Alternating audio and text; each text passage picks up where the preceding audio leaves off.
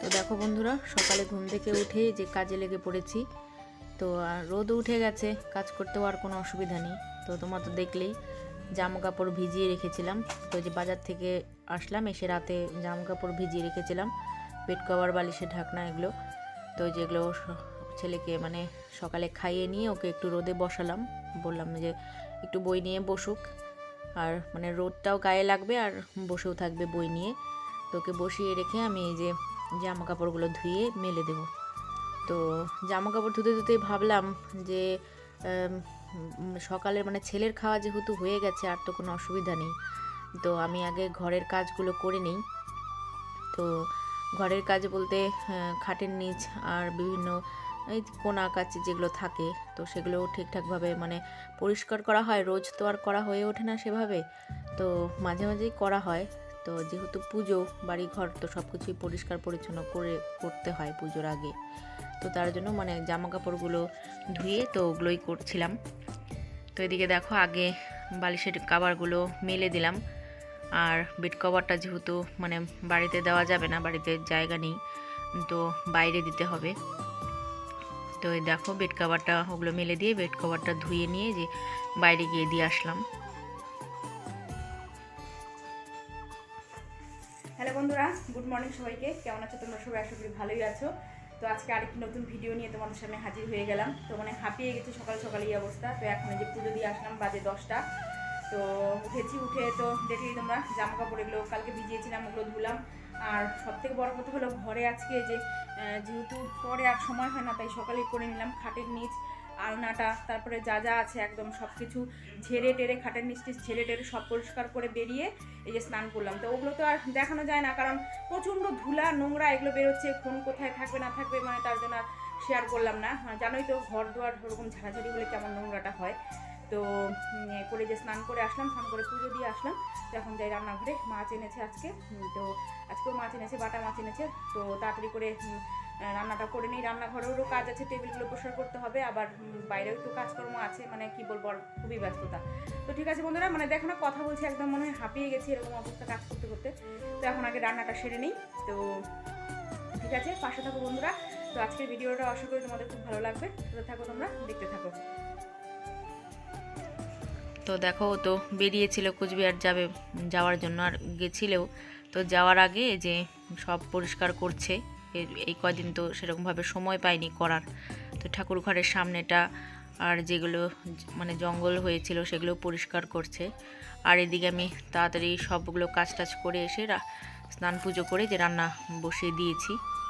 তো মাছ এনেছে তোমাদের তো বললামই, আর ডাটাও এনেছিল, ডাটা দিয়ে ঝোল খাবে। তো এদিকে বাকি রান্নাগুলো কমপ্লিট করে যে মাছ ভাজা বসিয়ে ঝোলটাও করে নেব।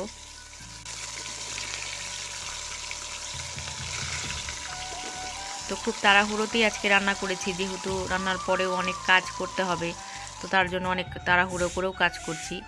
আর দেখো, মানে আমাদের কলের জলে না কেন জানি না খুব শ্যাওলা হয়, সবুজ সবুজ হয়ে যায়। অনেকের আয়রনের জন্য লাল হয়, কিন্তু আমাদের এই যে সবুজ হয়ে যায় একদম।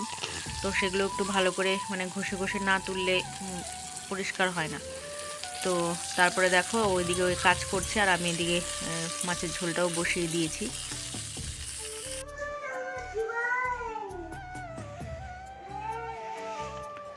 আর এদিকে ছেলের কাণ্ড দেখো, ও এইদিকে ঠাকুরটাকে আর মানে তুলে রাখা হয়নি, এই সাইডেই রেখে দেওয়া হয়েছে। ও খেলে, কথা বলে, আর ওইদিকে খেলছিল, আর আমরা এদিকে কাজ করছিলাম। আর মা যদিও ছিল ওকে পাহারা দেওয়ার জন্য।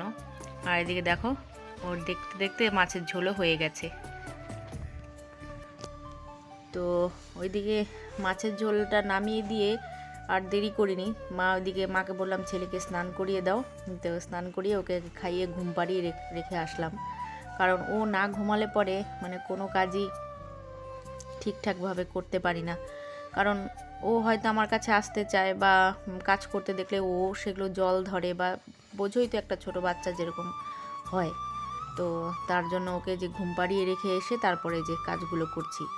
তো এই মানে যে দেখো, টেবিলের মধ্যে যে একটা সাদা প্লাস্টিকের মতন পেতে দিয়েছিলাম, তো সেটা তো রোজই আমি পরিষ্কার করি, কিন্তু মানে সবসময় পরিষ্কার করে রাখা হয়, কিন্তু জানোই যেহেতু সব সময় তার সেভাবে পরিষ্কার করা হয় না। আর সত্যি কথা বলতে আমি প্রত্যেক দিন যে কাজকর্মগুলো করি তোমাদের সাথে তো অল্প বিস্তর শেয়ার করি আমি, কিন্তু খুব তাড়াহুড়োতে কাজকর্ম করতে হয়, যেহেতু একটা ছোট বাচ্চা, ওকে ঘুম পাড়িয়ে রেখে আমি কাজগুলো করি। তো মাঝখানে আবার উঠে পড়ে যেতেও হয়, মানে খুব ঝামেলার মধ্যে দিয়ে সারাটা দিনের কাজগুলো হয়। একটা ছোট বাচ্চা থাকলে যা হয় তোমরা তো জানোই। তো তারপর দেখো টেবিলটা পরিষ্কার করে এবার ধরলাম গ্যাসটা। তো গ্যাসের নিচে না মানে রান্না করা হয়, অনেক সময় ভাত উতলে পড়ে বা কোনো কিছু উতলে পড়লে নিচটা নোংরা হয়ে যায়। তো দুদিন পর পরই পরিষ্কার করা হয়। তো তারপরেও কোনো সময় ধরো তাড়াহুড়োতে হয়ে ওঠে না, বা রোজই করা হয়। তা আজকে একটু ভালো করেই করে নিলাম, যেহেতু পরিষ্কার করছি সব, তো কেন বাদ যায়। তো তারপরে গ্যাস ট্যাস মুছে গ্যাসটা কমপ্লিট করে এবার টেবিলটা ধরলাম। তো সত্যি কথা বলতে টেবিলটা অনেক দিন থেকেই পরিষ্কার করা হয় না। তো মানে কি বলবো, আর করা হয়ে ওঠে না। ওই যে বললাম তাড়াহুড়ো করেই কাজগুলো করি। তো আজকে সেই টেবিলটাও পরিষ্কার করলাম। খুব মানে কাঠের গুঁড়োগুলো পড়ে একদম, মানে এতই গুঁড়ো পড়ে থাকে, এমনি নোংরা নেই কিন্তু কাঠের গুঁড়োতে একদম ভর্তি। তো সেগুলো ওই যে ভালো করে পরিষ্কার করে নিচ্ছি।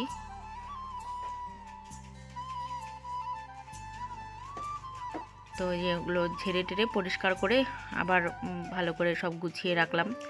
আর রান্নাঘর না মানে কি বলবো বন্ধুরা, রান্নাঘর মানে কি বলবো, আর মানে একটু ভালো করেই মানে পরিষ্কার করতে হয়, কারণ যেহেতু তেল মশলা বা রান্নাবাড়ি করা হয় তো একটু কেমন যেন হয়ে যায়। তো সেগুলো ভালো করে পরিষ্কার না করলে পরে মানে কেমন একটা যেন লাগে দেখতে। তো তারপরে যেগুলো টেবিল সব পরিষ্কার করে এবার ঘরটাও ভালো করে ঝাড় দিয়ে দিয়েছি। মানে কাঠের গুঁড়ো পড়ে একদম সারা ঘর গুঁড়ো গুঁড়ো হয়ে গেছে, তো সেগুলোকে 2-3 বার করে ঝাড় দিতে হয়েছে। তো ঝাড় দিয়ে এবার আজকে ফিনাইল দিয়ে রান্নাঘরটা মুছেছি। এমনি তো রোজ দিন জল দিয়ে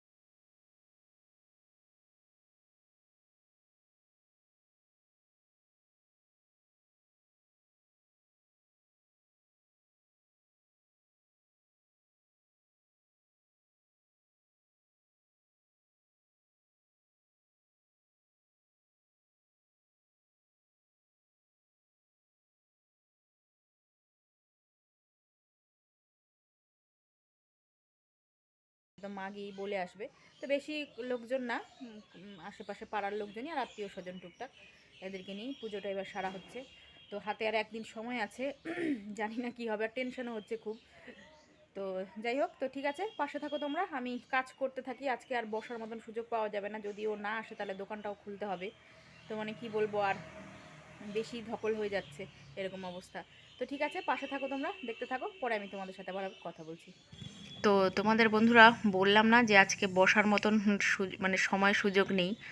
তো তোমাদের সাথে কথা বলে ঘরে গেলাম, ভাবলাম যে আরে একটা কাজ তো বাকি আছে। তোমার শাখাগুলো আর পলাগুলো তো মানে অনেক দিন হয়ে গেছে পরিষ্কার করা হয় না, একটু কেমন সোনার জিনিস তো চকচক করেই, তবুও পরিষ্কার করা হয় না। তো দেখো পরে ঘরে গিয়ে ওগুলো বের করলাম। তা আমি যেহেতু এই মানে ছেলে তো উঠেই গেছে, আর আমি যেহেতু কাজগুলো করছি ওটা দেখে চুপ করে থাকবে, তো ওকে পাশে বসিয়ে আমি এই যে কাজগুলো করছি, তাও দেখো যে নিচে নেমে পড়েছে। তো এই বুদ্ধিটা আমাকে মা দিয়েছে। বলো তো কী দিয়ে পরিষ্কার করছি? কলগেট, মানে যে পেস্ট দিয়ে আমরা যেটা দিয়ে ব্রাশ করি, কলগেট। তো সেটা দিয়ে যে সোনার শাখা বাঁধানো পলা বাঁধানোগুলো পরিষ্কার করে নিলাম। তো দেখো একদম চকচক করছে, মনে হয় যেন নতুন। পরিষ্কার হয়ে গেছে, বেশি সময়ও লাগে না আর খাটনিও কম। তো ফাঁকা সময় পেয়েছি, কাজ যখন আছে না করে কি থাকা যায় বলো, তো এই কাজটাও সেরে নিলাম।